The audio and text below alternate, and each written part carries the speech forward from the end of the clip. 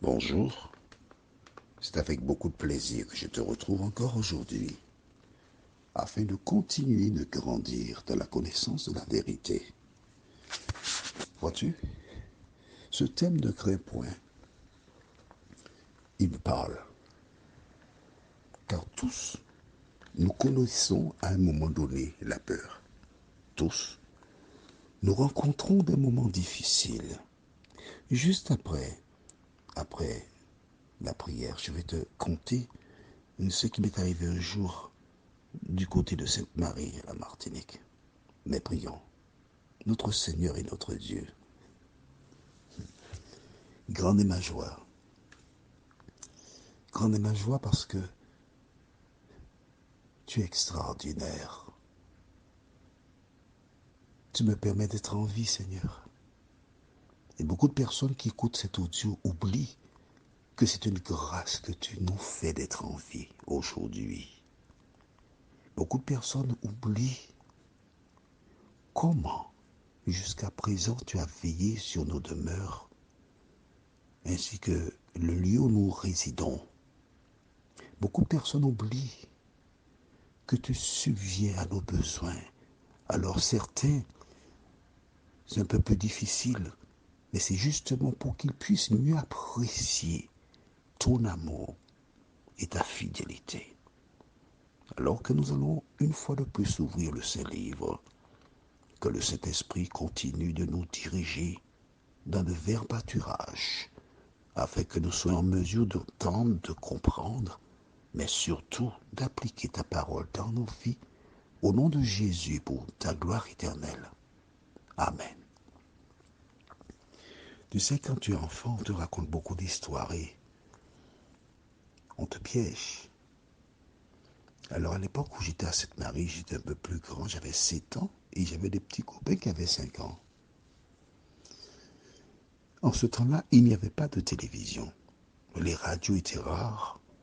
Et pour écouter les avis de décès, aux Antilles, il y a ce qu'on appelle avis d'obsèques, où l'on mentionne le nom des personnes décédées, les membres de la famille et d'autres informations sur les funérailles et l'inhumation.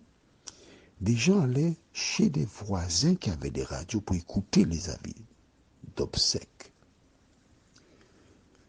Et parfois, quand un petit garçon moins grand que moi m'embêtait, je prenais un plaisir de parler des morts. À l'époque, on avait peur des morts.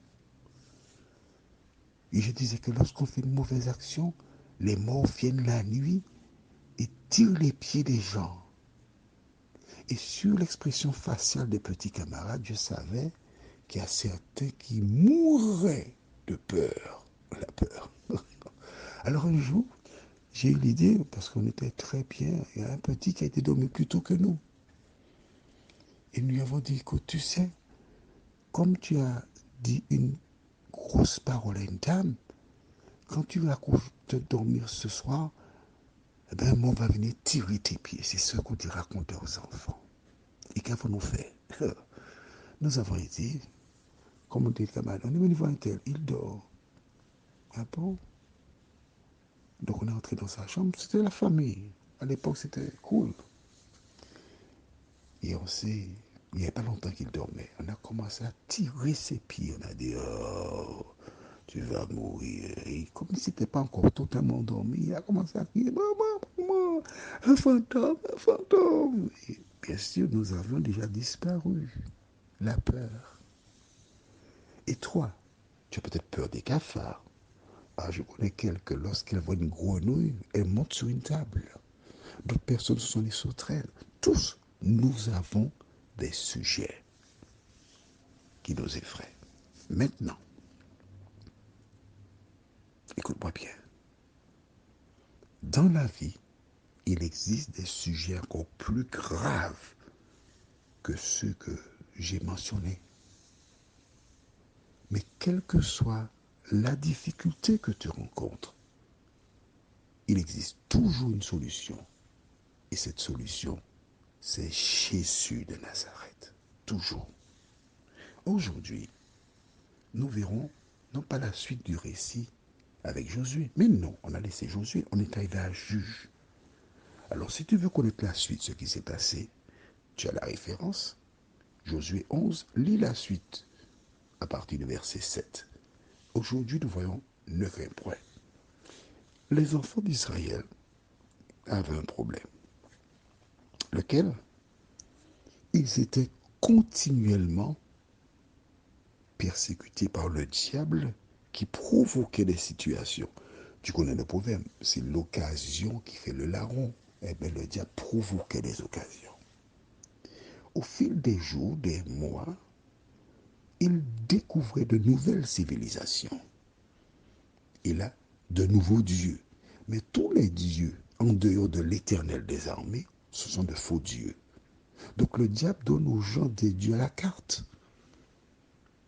Et j'ai en mémoire, en histoire, j'ai fait cela, un dieu où les jeunes filles devaient offrir leur virginité à ce dieu. Un dieu qui était donc fait du béton. Et elles devaient aller offrir au Dieu pour être bénies.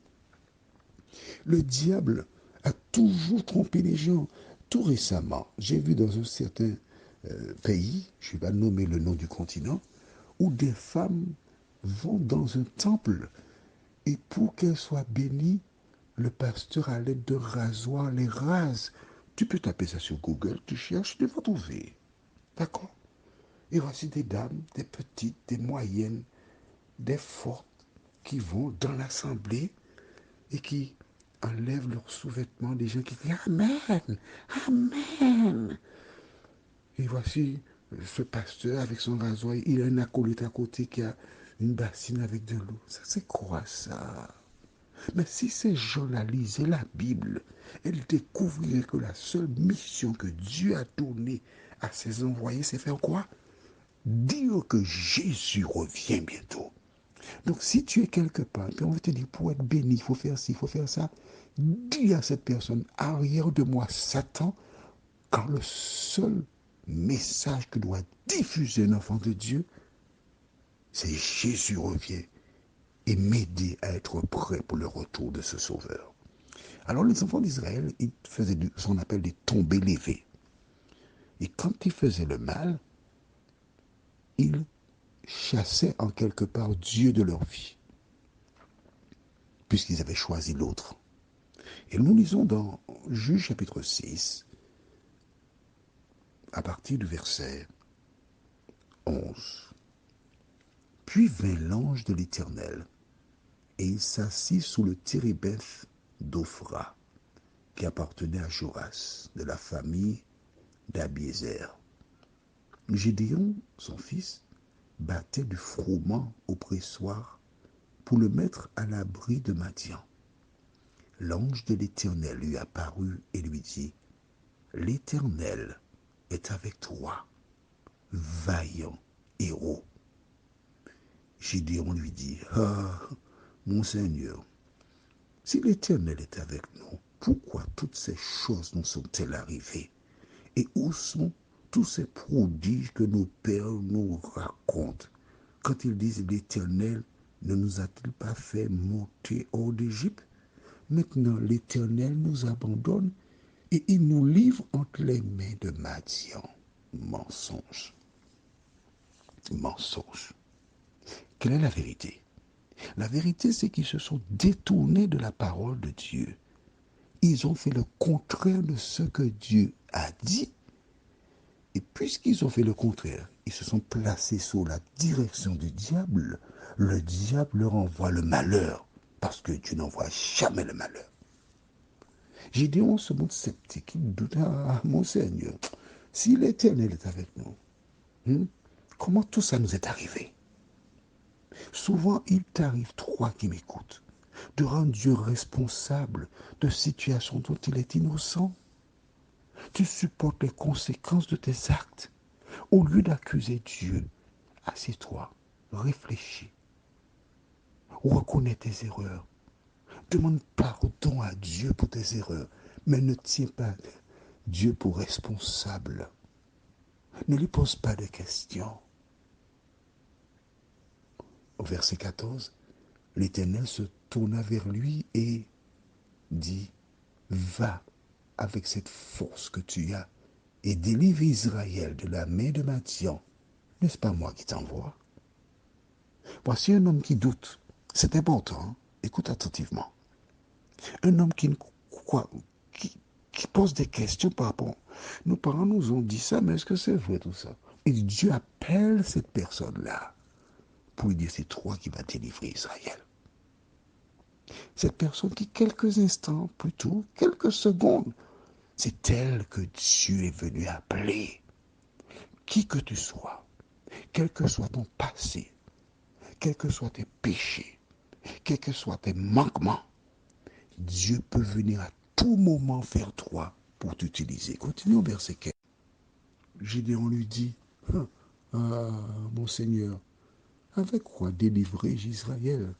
Voici ma famille est la plus pauvre en Manassé, et je suis le plus petit dans la maison de mon père.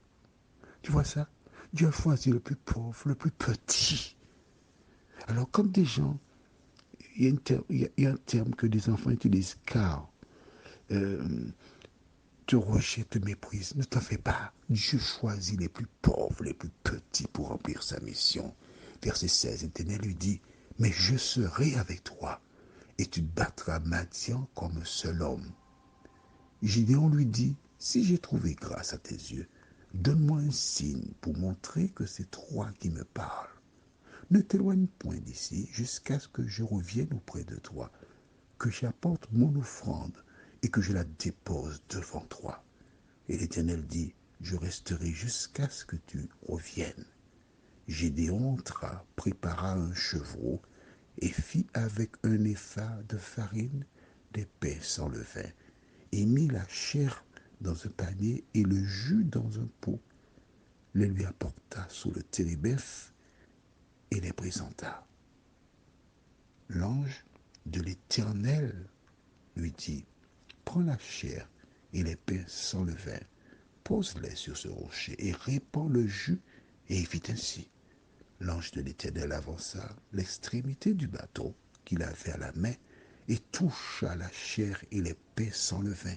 Alors il s'éleva du rocher un feu qui consuma la chair et les pains sans levain, et l'ange de l'Éternel disparut à ses yeux.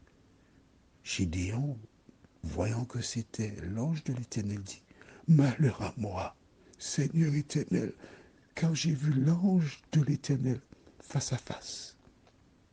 Et l'Éternel lui dit, sois en paix, ne crains point, tu ne mourras pas.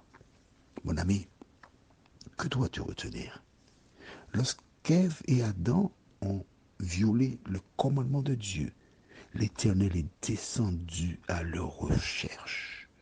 Voici le peuple d'Israël qui est maltraité par Madian à cause de ses péchés. L'Éternel est une fois de plus descendu vers Gédéon pour lui dire, sois sans crainte, je suis avec toi. Toi qui m'écoutes, qui passe par des moments difficiles, l'Éternel, à travers cet audio, descend vers toi et te dit, n'aie pas peur, je suis avec toi. L'Éternel ne regarde pas à ton passé. L'Éternel veut te dire que maintenant, il veut changer ta vie. Prions. Notre Seigneur et notre Dieu, merci pour la parole. Merci pour ta présence dans nos cœurs et dans nos vies. Merci, car lorsque nous étions sans force, Jésus est venu.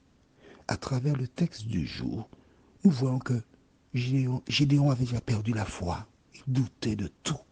Tu es venu vers lui. Aide-nous, Seigneur, à croire en toi et à marcher dans tes voies. Au nom de Jésus, pour ta gloire éternelle. Amen. Je te souhaite une bonne journée, que l'Éternel continue de te diriger dans toutes tes voies, en attendant de te retrouver demain, si Dieu nous prête vie.